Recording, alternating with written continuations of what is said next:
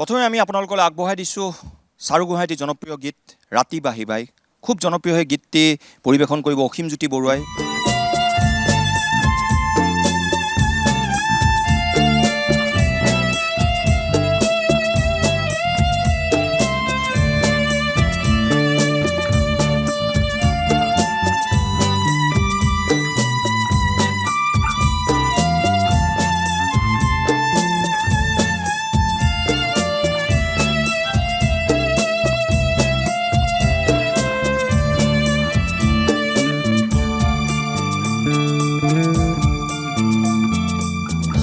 ৰাতি বাহিবা কোনে মোক কন্দুৱা, ৰাতি বাহিবা কোনে মোক কন্দুৱা, কেতেকীৰ পাহি ভাঙি কোমল সুবাস সানি মন চুই যায়। ৰাতি বাহিবা কোনে মোক কন্দুৱা, ৰাতি বাহিবা কোনে মোক কন্দুৱা।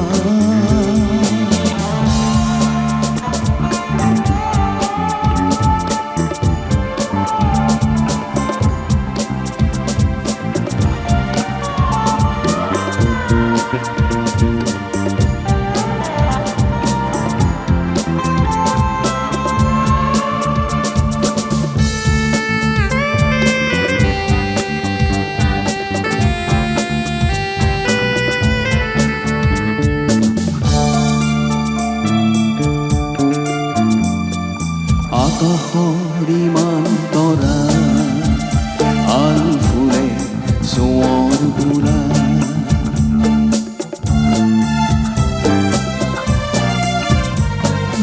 আকাশৰ ইমান তৰা আল ফুলে চোঁৱৰ বুঢ়া,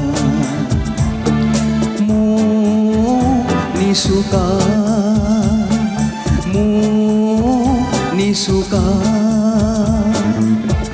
বাহিবাই অকাৰণে কোনে মোক কন্দুৱা, ৰাতি বাহিবা কোনে মোক কন্দুৱা, ৰাতি বাহিবা কোনে মোক কন্দুৱা।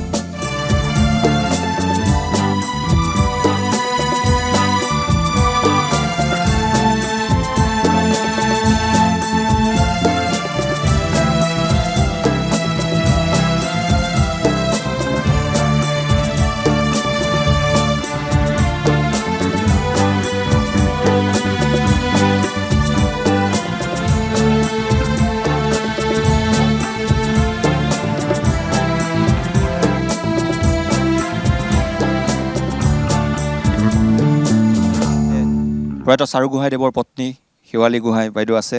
মই বাইদেউক অকণমান উঠি আহিবলৈ অনুৰোধ জনাইছোঁ। আজি তেওঁলোক আমাৰ মাজত নাই, কিন্তু সেই চিৰসেউজ গীতবোৰৰ মাজত আছে আৰু সেইবাবে সকলো আজি এইদৰে ওলাই আহিছে। ইমান সুন্দৰ এটা অনুষ্ঠান। প্ৰথমে কিদৰে স্মৰণ কৰিব আজিৰ দিনটোত? মইতো মোৰ মানে সদায়তো মনতেই পৰে, আজিলৈ সেই স্মৃতিবোৰ মানে মোৰ মনতেই আছে সদায়। মানে এই আজি যি ইয়াতে অসীমে গান গাই গ'ল, মানে মোৰ বুকুখন ভৰি গ'ল। তাৰমানে ইমানেই দুখ লাগিছে, আজি থকাহেঁতেন কিমান ভাল লাগিলেহেঁতেন। সেইবোৰেই আৰু কি ক'ম, সদায় মনত থাকে স্মৃতিৰ কথানো কি ক'ম আৰু। এইবোৰ পাহৰিব নোৱাৰা আৰু, ইমান বছৰ একেলগে আমি আছোঁ, পাহৰিব নোৱাৰা কথা। পাহৰিব নোৱাৰা কথাবোৰকে অকণমান পাতোঁ। কেনেকৈ প্ৰথম চাৰু গোহাঁইৰ চকুত পৰিছিল শেৱালী গোহাঁই? তেতিয়া কি আছিল? শেৱালী বৈশ্য। অকণমান আজি ক'ব লাগে। আমি মানে প্ৰথমতে মানে 1974 তেতিয়া মানে আমি একেলগে মানে অফিচত চাকৰি কৰিছিলোঁ। মই বেছি দিন চাকৰি কৰা নাই সেইটো অফিচত। তাৰপিছত মই যেতিয়া চাকৰিত সোমাইছোঁ, মোৰ নিজৰ দাদাজনো সেইটো অফিচতে আছিলে আৰু তাতে মানে একেলগে কাম কৰোঁতে তেনেকৈ মানে দেখা দেখি হৈছিলে। দেখা দেখি হওঁতে আৰু লগৰ লগত তেনেকৈ কথা বতৰা পাতে। মোক ডাইৰেক্ট যদিও কোৱা নাই, লগৰবিলাকে আহি কিবা কিবি কয়, কিন্তু মই মানে একচেপ্ট কৰা নাছিলোঁ তেতিয়া।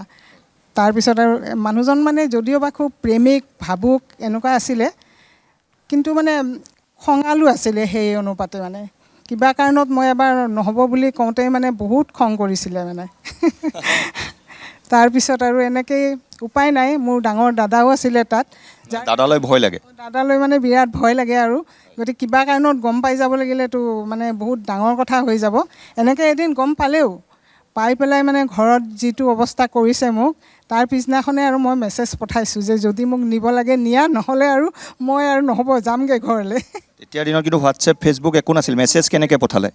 মানে আমাৰ অফিচতে চাকৰি কৰা এজন গ্ৰেড 4 আছিলে, তেওঁক মানে খবৰটো দিছোঁ, যদি মই যাব লাগে যাম এতিয়া, নহ'লে কিন্তু আৰু মোক দাদাই ঘৰলৈ লৈ যাব। সেইখিনি আমাৰ 11 এপ্ৰিল আছিলে আমাৰ বিয়াৰ ডেটটো, আৰু ইফালে বিহু আহি পাইছেহি। সেইটো সময়তে মানে বিহুত মানে ঘৰলৈ যাব। সেই তেতিয়া মানে দাদাই আৰু ঘৰলৈ যাবলৈ ৰেডি হৈছে। ঠিক তেনেকুৱা সময়তে মানে 11 এপ্ৰিলৰ দিনাখন ৰাতিপুৱা মোক মানে সেই লগৰ হেৰিটোৱে মোক লৈ গৈছে, গৈ পেলাই তেওঁৰ ঘৰলৈ। আগদিনা কিন্তু এওঁ আহিছিলে আমাৰ ঘৰলৈ, মোৰ দাদাৰো বন্ধু যে, একেলগে আহিছিল। আহি পেলাই মানে ক'লে যে হেৰি, দাদাক এনে কথা পাতিছে। তাৰপিছত ঠিক আছে হ'ব দিয়কচোন বোলে, এনেকৈ আমাৰ ঘৰ চৰ চাই আহিব, এনেকৈ কথা পাতিলে। কিন্তু যাবৰ সময়ত মোক এটা ইংগিত দি থৈ গ'ল যে মানে ইচ্ছা খুব এটা নাই, তুমি যি কৰা, যি ভাল দেখা সেইটোকে কৰিবা বুলি। বহু কথা আজি ৰোমন্থন কৰিব লাগিব। তাৰ পূৰ্বে চাৰু গোহাঁইৰ গীত আপোনাৰ ভাল লাগিছিল? কোনটো গীত ভাল লাগিছিল? ডিষ্ট্ৰিক্ট লাইব্ৰেৰী নে ক'ত জানো, হেৰি ৰবীন্দ্ৰ ভৱনত চাবলৈ গৈছিলোঁ। তেতিয়া এটা গান গাইছিলে, জেপিদাৰ চাগে মনত আছে। জেপিদা আছে, কিন্তু জেপিদাই বিশেষ উদ্যোগ লৈছে। জেপিদাৰ সৈতে বহু কথা পাতিবলৈ আছে, কওক। ৰিহাৰে আচল শুনি বতাহে বলালে, এই গানটো গাইছিলে। মোৰ বহুত ভাল লাগিছিলে গান। আপোনাক কোনটো গীত বেছি গাই শুনাই আগতে? মোক মানে গানটো অনবৰত শুনায়ে থাকে কিবা কিবি, আৰু মানে মোক কয় যে এইটো কেনেকুৱা লাগিছে, এইবোৰ সোধে, এইটো গান লিখিছোঁ কেনেকুৱা লাগিছে, এইবোৰ কিন্তু সুধিছিলে দেই। অসীম দাই যেতিয়া গীতটি গাইছিল আপুনি চকুলো টুকি আছিল?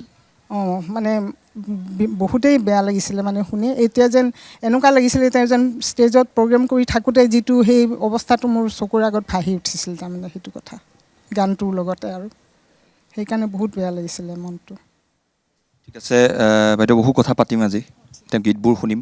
এইবাৰ চাৰু গোহাঁইদেৱৰ জীয়ৰীক মই আমন্ত্ৰণ জনাম, তেখেতৰ অনুভৱ ল'ম, আৰু তাৰ পূৰ্বে কিন্তু তেখেতৰ কণ্ঠত এটি সুন্দৰ গীত শুনিম। পিতৃ এটি গীত লৈ তেওঁ সাজু হৈ আছে।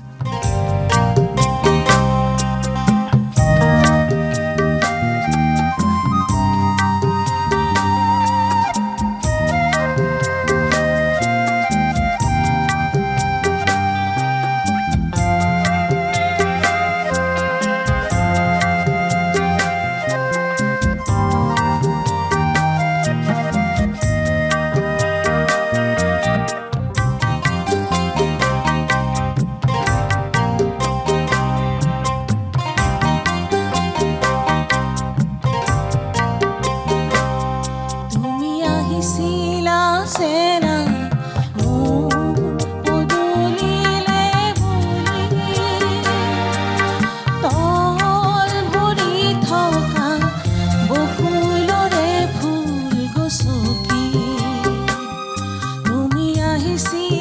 সেনা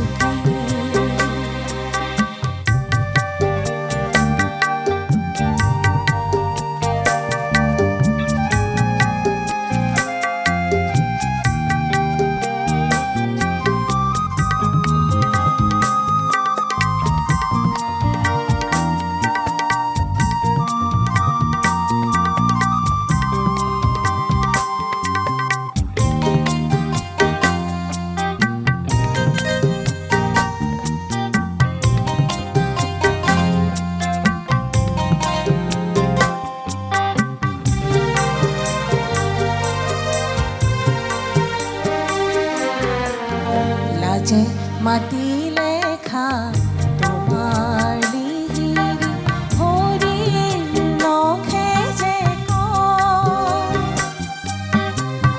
লাজে মাতিলে খা তোমাৰ লিহিৰি হৰিণ নখে যে কয় অতি হেঁপাহৰ জীৱন ৰেখা অতি হেঁপাহৰ জীৱন ৰেখা ঘনে মচি মচি যায়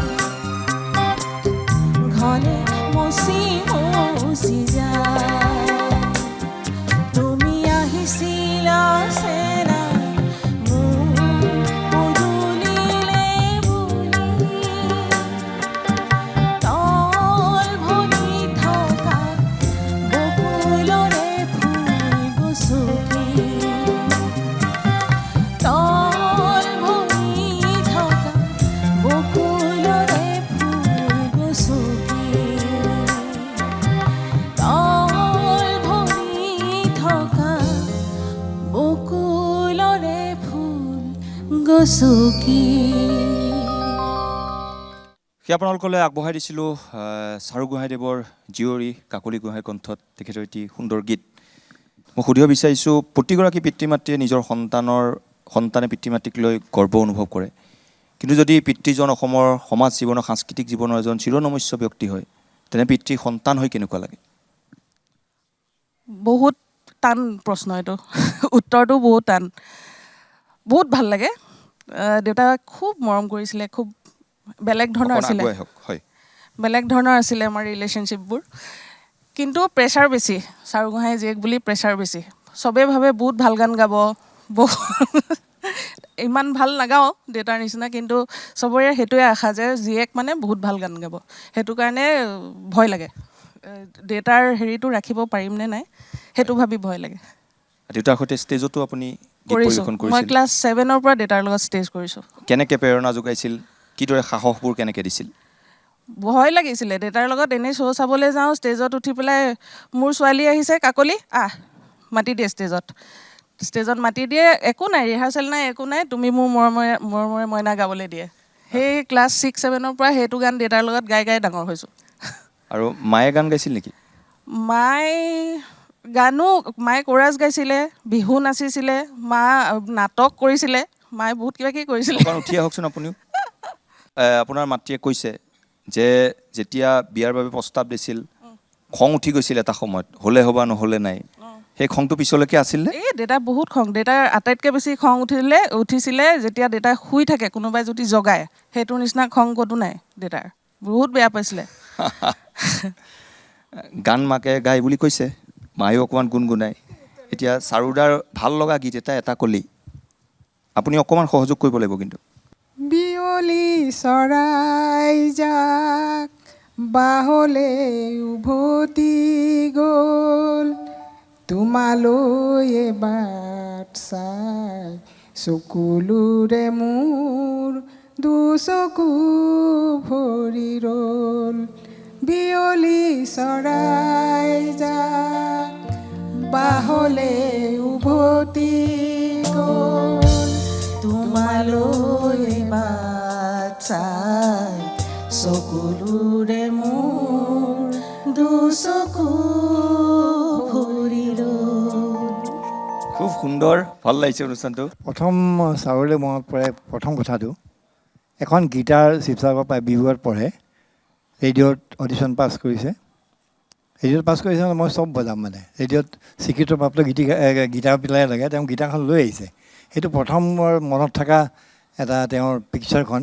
গীটাৰখন পিঠিত লৈ আহিছে আৰু গান গাবলৈ আহিছে আৰু মোৰ দৰা ধৰা আছিলে গতিকে মোতকৈ দৰা ধৰা যদি মোতকৈ ছিনিয়ৰ কিন্তু বিয়া মোতকৈ পিছত হৈছে বয়সত মোতকৈ 4 বছৰমান সৰু হ'ব 4-3 বছৰমান সৰু হ'ব কিন্তু মোৰ খুব অন্তৰংগ বন্ধু আছিলে এতিয়া মিছ কৰোঁ আজি যোৱা বছৰলৈকে মই সপোনত দেখি থাকোঁ মানে কিবা কিবি দেখোঁ আৰু কথা কয় কিবা কিবি মৰম লগা কথা কয় তাৰপিছত তেওঁৰ খুব খুহুতি আছিল দেই এটা মানে চুপ থাক বুলি বেছি কথা ক'লে চুপ থাক তাৰমানে চুপ থাক মানে কৈ পেলাই ইমান ভাল পায় আৰু সেইটো পিছত জুবিনে এটা গানত এই 90s কথা কৈছোঁ ৰিডিম এটাত মানে তেকে বাজে চুপ থাক সেইটো ইমান চুপ থাক ইমান পপুলাৰ হ'ল ৰিডিমৰ এটা শব্দ হৈ গ'ল তেনেকুৱা বহুত স্মৃতি আছে আৰু মই যিমান দিন মানে এওঁৰ লগত আছিলোঁ প্ৰায়ে জেপি দাক মই দেখিছিলোঁ আমাৰ ঘৰলৈ আহিছিলে আৰু প্ৰায়ে মানে দুয়োটাই বহি পেলাই সুৰ কৰিছিলে দেই গানৰ বেছিভাগ সুৰেই মানে জেপি দাৰ লগত বহি বহি কৰা আৰু এওঁ লিখেও সুৰো কৰে দুয়োটাই বহি পেলাই মানে খুব গান চান লিখিছিলে এই ভনীটি গানটোও সেই আমাৰ ঘৰতে কৰা মাইজান সেইটো মানে আমাৰ ঘৰতে কৰা এনেকুৱা আৰু বহাগতে আহিবিছে নাই সেইটো আমাৰ ঘৰতে কৰা মানে মই তেতিয়া মানে আছোঁ আৰু জানো মই সেইটো কথা তাৰপিছত আৰু এটা কথা মানে জেপি দাৰ দৰা মানে এওঁ আছিলে আৰু আমাৰ বিয়াখনত কিন্তু জেপি দাই আছিল মেইন মানুহ এই তোমাৰ বিয়াখন মানে ভাঙো অৱস্থা তোমাৰ দাদাই মোক কামাখ্যালৈ লৈ গৈছিলে এই তোমাৰ দাদাই মোক কামাখ্যালৈ লৈ গৈছে ই ক'ত আছে বোলে হা তাৰপৰা গুচি আহিছোঁ কিন্তু এইবিলাক ঘটনা মানে কি এইবিলাক খুব আন্তৰিক ঘটনা এইবিলাক এতিয়া মনত ভাবি পেলাই ভাল লাগে জেপি দাৰ আৰু চাৰু গোহাঁই এটি সুন্দৰ গীত কুইন দাসে পৰিৱেশন কৰিছিল তেওঁ কণ্ঠত বাণীবদ্ধ হৈছিল দৃষ্টি গগৈ তেওঁ এবাৰ পৰিৱেশন কৰিব সেই গীত